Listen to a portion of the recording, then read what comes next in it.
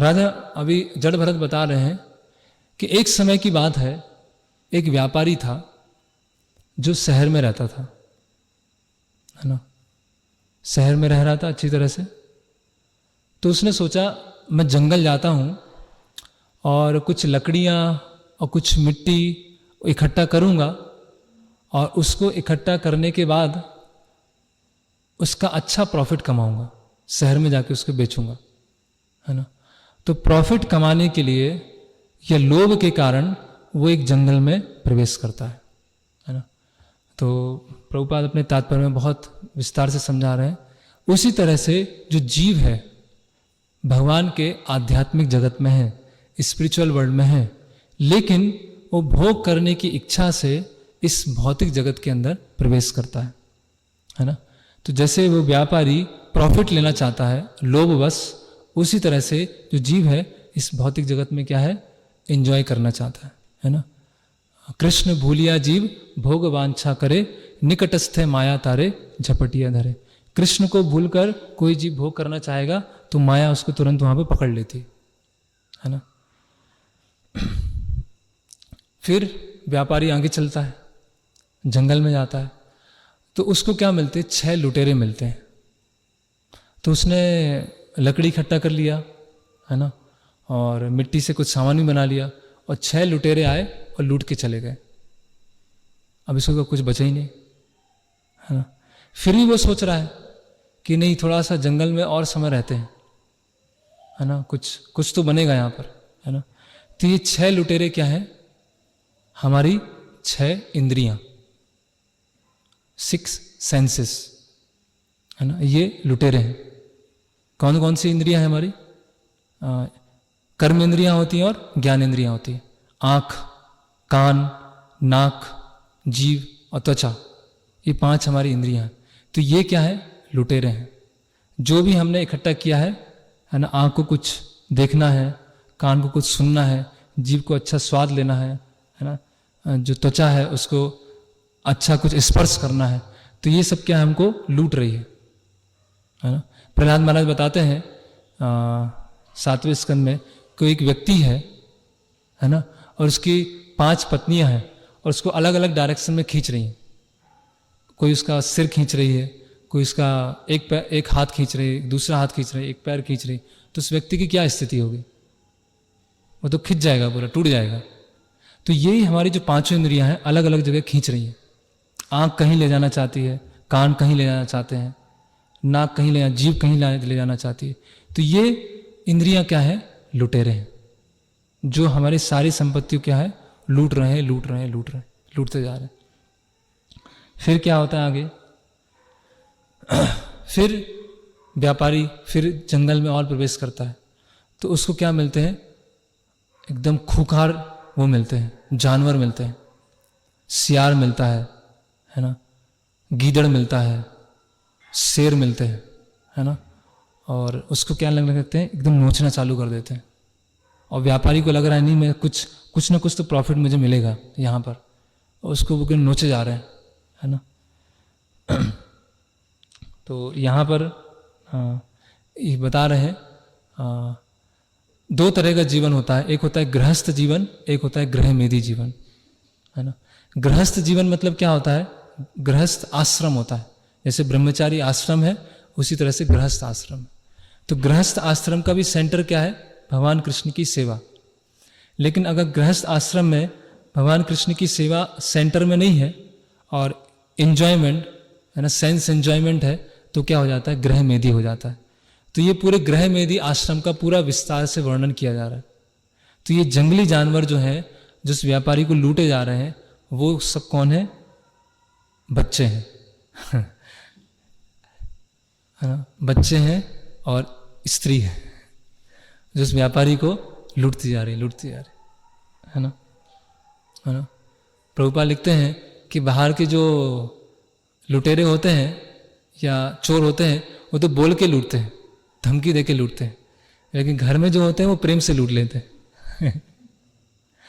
वो तो ये खरीदना है, ये आ जाएगा, वो खरीदना है, वो आ जाएगा, ऐसा बनना है, ऐसा कुछ बंगलो बनना है, ऐसा कुछ कार है, वो आ जाएगा। बहुत प्रेम से लूट लेते हैं, लेकिन है दोनों ही लुटेरे हैं। फिर आगे क्या होता है, वो व्यापारी फिर अंदर और अंदर जा रहा है ना। अभी वो इतना अंदर चला गया, उसको पता ही नहीं चल रहा है कि बाहर कैसे निकला जाए, उसको रास्ता नहीं दिख रहा है। वो आया था व्यापार करने के लिए जंगल के अंदर, और यहीं घूम के रह गया, उसको अभी कोई रास्ता नहीं मिल रहा है। उसी तरह से व्यक्ति इस भौतिक जगत में आता है और इसके एंजॉयमेंट में अंदर अंदर जाता है, और इतना ज़्यादा खो जाता है उसमें, इतना गहरे चला जाता है कि उसको यहाँ से बाहर निकलने का रास्ता नहीं मिलता, क्योंकि उसका वास्तविक घर इस जंगल में नहीं है। उसका वास्तव घर कहाँ है? जंगल के बाहर है, उसका घर बाहर है। तो उसी तरह से इस भौतिक जगत में वास्तविक घर नहीं है, इससे निकल कर कहीं दूसरी जगह है। लेकिन वो व्यक्ति इतना अंदर चला गया, सब अंधेरा है, उसे दिख ही नहीं रहा है कुछ, कहाँ पे रास्ता है, क्या है ना। जैसे वो होता है ना, कहीं पे भूल भुलैया होती है ना, तो वो अंदर जाते हैं और खो गए, वो तो कोई दिख ही नहीं रहा है। तो ऐसी वो क्या है, सघन वन में खो चुका है। अभी क्या होता है आगे?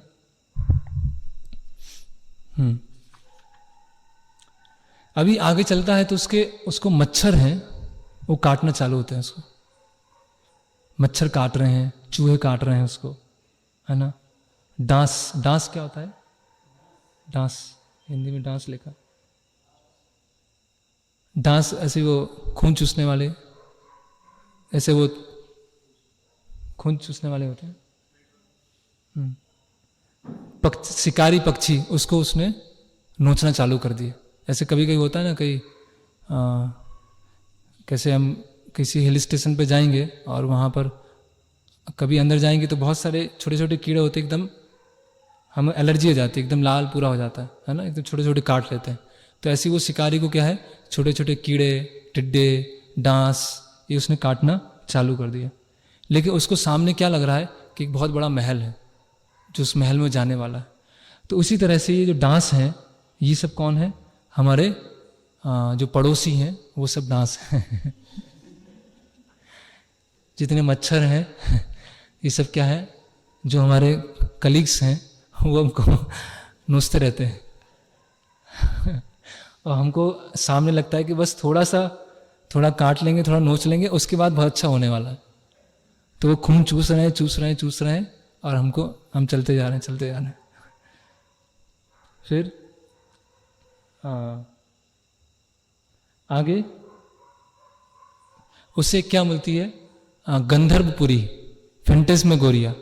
ऐसा लगता है कि कुछ बहुत बड़ा महल है और उसके पीछे वो जा रहा है, उसके लगे कभी कभी होता है कि जंगलों में भी जैसे मिराज होती है, मृग तृष्णा होती है, हिरण जाता है, उसको लगता है कि पानी आ गया, फिर थोड़ा चलता है पानी आ गया। तो ऐसी क्या लगता है कभी कभी जंगल के अंदर कुछ गंधर्वपुरी बनी हुई, उसको लगता है बस वहां पे पहुंच गया और सब सुखी हो गया, है ना। ऐसे हर व्यक्ति, प्रभुपाद लिख रहे हैं, तो हर व्यक्ति क्या है, अपनी इच्छाओं के पीछे भाग रहा है। उसे लगता है ये पूरा हो जाए तो मैं सुखी हो जाऊंगा, बस ये पूरा हो जाए फिर मैं सुखी हो जाऊंगा, इतना पूरा हो जाए मैं सुखी हो जाऊंगा। और भागता रहेगा और फिर क्या हो जाएगा, एक दिन मृत्यु हो जाएगी। तो इस तरह से वो व्यापारी चलता जा रहा है। फिर उसको एक प्रभुपाद मतलब सुखदेव गोस्वामी इतना ड्रास्टिक समझा रहे हैं कि इसको एक येलो स्टूल मिलती है। वो येलो स्टूल क्या है? सोना। और विस्तार से यहाँ तात्पर्य में बताया जा रहा है कि परीक्षित महाराज ने कलयुग को 4 स्थान दिए थे, है ना। जहाँ भी जुआ खेलते हैं, जहाँ भी शराब पीते हैं, जहाँ भी नशा करते हैं, जहाँ पे अवैध स्त्री पुरुष संग होता है, और जहाँ भी मांसाहार करते हैं। तो कली को वो चारों जगह मिली नहीं, तो सोना दे दिया। जहाँ भी वो सोना होगा वहाँ पे 4 क्रियाएं चालू हो जाएंगी, क्योंकि वो व्यक्ति अपने लोभ को, अपने ग्रीड को रोक नहीं पाएगा, है ना। तो वो जो सोना है उसकी तुलना जड़ भरत किससे कर रहे हैं? येलो स्टूल से, है ना। फिर आगे चलते हैं। फिर आंधी चलती है बहुत तेज, है ना। एक्चुअली इस पे पूरी एक फिल्म बनाई जा सकती है। इतना एकदम एक स्टेप बाय सब कुछ बता रहे हैं। अभी तेज आंधी चलती है, और आंधी चलती है तो उसको धूल एकदम आंखों में पड़ना चालू हो जाती है, उसको कुछ दिखाई नहीं देता, है ना। दिखाई नहीं देता है, आंखों में कंकड़ चले गए, धूल चली गई, अभी वो चल भी नहीं पा रहा आगे, है ना। तो ये आंधी कैसे चलती है, इसमें बता रहा है, ये आंधी चलती है जब किसी व्यक्ति के अंदर तेज लस्ट आती है। जैसी लस्ट आती है, जैसी काम वासना आती है, तो आंखों के सामने क्या जाता है, पर्दा लग जाता है। उसको समझ में नहीं आता है कि मुझे आगे जाना है, इधर जाना है, पीछे जाना है ना। जैसे आधी व्यक्ति बस खड़ा रह जाता है, स्टंट, कहीं चल ही नहीं पा रहा है। तो उसी तरह से जैसे जब विपरीत से आकर्षण होता है, विपरीत लिंग से आकर्षण होता है, स्त्री पुरुष आकर्षण होता है, तो वो कैसा होता है, एक आंधी की तरह चल जाती है। और वो आंधी क्या है, हमारे आंखों को बंद कर देती है, और व्यक्ति वो समझ ही नहीं पाता उसको कहाँ चलना है जंगल में। फिर अभी आगे क्या होता है, कुछ ऐसे जानवर होते हैं जो बहुत ही मधुर ध्वनि निकालते हैं, है ना। मधुर तो नहीं है, इसमें बताया उल्लू हैं, कुछ झींगुर हैं। रात में आवाज़ आती है ना, कभी कभी झींगुर की आती है, या उसकी चूहा जैसा होता है उसकी भी आवाज़ आती है। तो ऐसे अलग अलग आवाज़ें आती हैं। तो ये अलग अलग आवाज़ें क्या है, थोड़ा प्रलोभन देती है ना। लेकिन वो चाहे झींगुर हो या चूहा हो, वो भी क्या है, नुकसान पहुंचाना है। तो उसकी तुलना जड़ भरत किससे कर रहे हैं, जो गवर्नमेंट ऑफिसर हैं उनसे कर रहे हैं। जो गवर्नमेंट ऑफिसर्स होते हैं वो क्या करते हैं, टैक्स डालते हैं, टैक्स लगाते हैं। अभी जो गवर्नमेंट ऑफिसर है वो भी टैक्स बचाना चाहता है, और दूसरों भी से भी टैक्स ले रहा है, और खुद का भी टैक्स बचाना चाह रहा है ना। तो जो कलयुग की भविष्यवाणी है कि आगे चल के जो राजा होंगे, जो किंग हैं या मिनिस्टर्स हैं, वो क्या हो जाएंगे, जनता को लूटने वाले हो जाएंगे। हैवी टैक्सेशन, हर चीज़ पे टैक्स टैक्स, है ना। पहले राजा टैक्स क्यों लेते थे, जिससे कुछ पब्लिक वेलफेयर एक्टिविटीज़ कर सके। लेकिन आजकल टैक्स लिया जाता है, और उसका यूज किस में किया जाता है, ऐसे ऐसे बहुत सारे कामों में किया जाता है जो अल्टीमेटली पूरे समाज के लिए खराब करने वाला है ना। तो इस तरह से ये गवर्नमेंट ऑफिसर्स, अब इसकी हालत बहुत ख़राब हो जाती है ना। भेड़ियों ने काट लिया, शेर ने काट लिया, झींगुर ने झींगुर है, और अलग अलग जो पक्षी काट लिया। उसने अभी क्या किया, कुछ ऐसे जगह का आश्रय ले लिया, ऐसे पेड़ का आश्रय ले लिया जो विषैला है, और विषैले पेड़ के नीचे जाके बैठ गया, है ना। तो जब व्यक्ति को अपने जीवन में इतने सारे कष्ट आते हैं, अलग अलग कष्ट आते हैं, घर में आ रहा है, पड़ोसियों से आ रहा है, गवर्नमेंट से आ रहा है, तो वो क्या करता है, इल्लीगल काम करना चालू कर देता है। तो जो इम्पायस ट्रीज हैं, जो पाप में जो पेड़ हैं, उनका आश्रय लेना मतलब कुछ इल्लीगल एक्टिविटी करना है ना। ब्लैक मार्केटिंग, कुछ ब्लैक काम चालू हो जाता है ना। कुछ ना कुछ तो करना ही है उसे। अभी फिर उसको प्यास लग रही है, भूख लग रही है, कुछ मिल ही नहीं रहा है, बाहर दौड़ता जा रहा है, और सामने क्या लगी, उसको नदी दिखी, है ना। और नदी दिखी, बहुत समय से उसने पानी नहीं पिया, और उसने जंप लगाया तो दिखा उसमें पानी था नहीं, और सिर उसका फट गया। तो ये जो नदी है, इसकी तुलना किससे की गई है, ढोंगी साधुओं से, है ना। लोग इतना परेशान है जीवन में, इतने लोग परेशानी दे रहे हैं, गवर्नमेंट परेशानी दे रही है, ये परेशानी दे रहा है, पूरा मन में फ्रस्ट्रेशन आ गया है। चलो किसी आध्यात्मिक गुरु के पास में जाते हैं, किसी गुरु के पास में जाते हैं, वो भी ऐसा सॉल्यूशन देते हैं कि उससे और बड़ी समस्या चालू हो जाती है। या गुरु बोलते हैं बस आप मेरे अकाउंट में पैसे डालते रहा करो, सब आपका बढ़िया हो जाएगा, आपके ऊपर कृपा आ जाएगी। कोई संदेश नहीं, कोई मैसेज नहीं, कोई शास्त्रों की चर्चा नहीं, बस क्या है, आप डोनेशन देते रहा करो।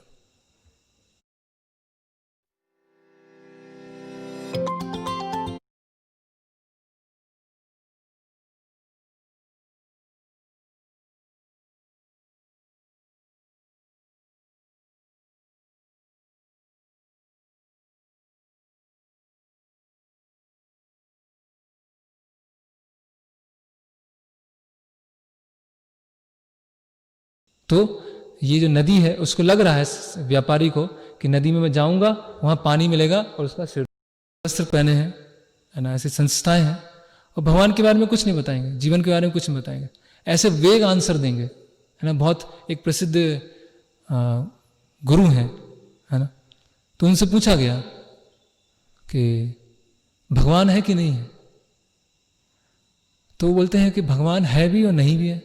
अगर आप मानो तो आपके लिए भगवान है, अगर नहीं मानो तो आपके लिए भगवान नहीं है। तो अगर आपकी भावनाएं हैं, मानना है तो आप मानिए, उसको फॉलो कीजिए तो आपके लिए भगवान है। अगर कोई नहीं मानना चाहता है, उसको फॉलो करे तो उसके लिए भगवान नहीं है। तो आपकी इच्छा है, उसको मानो या ना मानो। अगर मेरी इच्छा होती तो आपसे पूछने क्यों आता मैं कि भगवान है कि नहीं, फिर मैं आपके पास आता ही क्यों आपका सेमिनार अटेंड करने, जब आप सब कुछ मेरे ऊपर छोड़ रहे हो कि भगवान है या नहीं है। तो ऐसे वेग आंसर देते हैं, ऐसे अस्पष्ट आंसर देते हैं, है ना। फिर इंटरव्यू हो रहा था, किसी अच्छा इंस्टीट्यूट था, वहाँ पे इंटरव्यू हो रहा था। तो जो गुरु है उनसे पूछा गया कि जो इलिसिट रिलेशनशिप है, अवैध स्त्री पुरुष संग है, वो सही है कि नहीं है।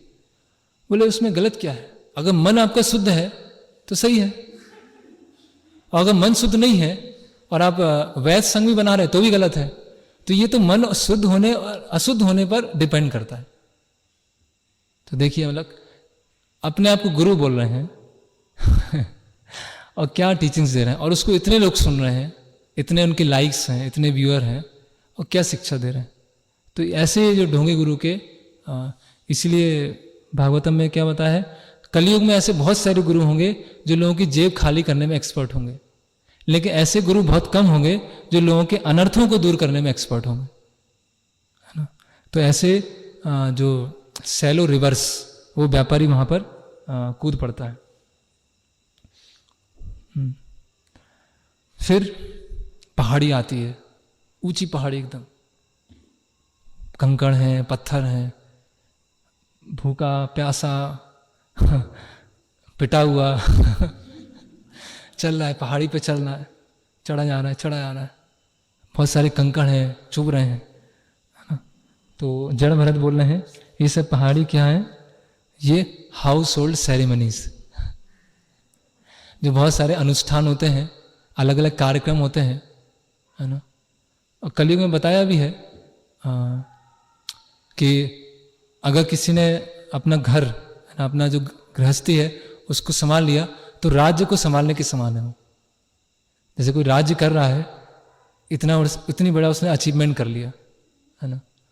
तो ये अलग अलग तरह की जो अनुष्ठान है वो सब क्या है, आजकल जो अनुष्ठान होते हैं, जैसे वो महाभारत में आता है ना कि युधिष्ठिर महाराज के पास में व्यक्ति आता है और बोलता है कलयुग आ गया, कलयुग आ गया।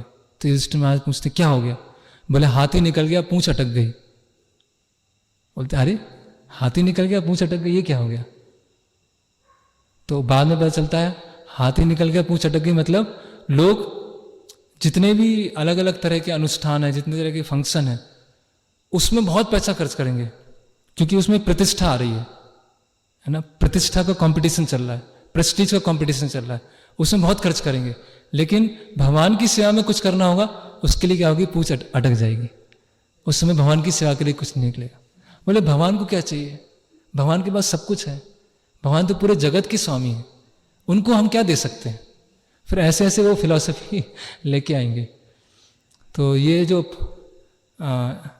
पहाड़ी पे चढ़ रहा है व्यापारी, वो क्या है, हाउस होल्ड सेरेमनी से। फिर उसको बहुत सारे लोग आते हैं, अजगर भी आएगा बीच में, एक सांप भी आएगा, मधुमक्खी का छत्ता आएगा, वो सब उसको पार करता जा रहा है, संघर्ष करता जा रहा है ना। जिम्मेदारी लिया हुआ है। क्या जिम्मेदारी, वो जंगल में उसको आने नहीं चाहिए था क्या जिम्मेदारी उसकी पहले वो जंगल में आया और फिर सांप काट रहे हैं उसको और मधुमक्खी काट रही है, वो सोचा मैं बहुत रिस्पॉन्सिबल व्यक्ति हूँ, है ना। तो उसको और भी आप लोगों को पढ़ना है तो पढ़ सकते हैं, 5वां स्कंद है, अध्याय 14 है, बहुत विस्तार से इसमें बताया है। तो इस तरह से अंतिम में पूरा समझा के जड़ भरत है, राजा रघुगण को पूरा उपदेश दे देते हैं। राजा रघुगण समझ जाते हैं, अपने उनसे माफ़ी मांगते हैं, और राजा रघुगण भी सेल्फ रियलाइज्ड कृष्णा कॉन्शियसनेस को प्राप्त करते हैं।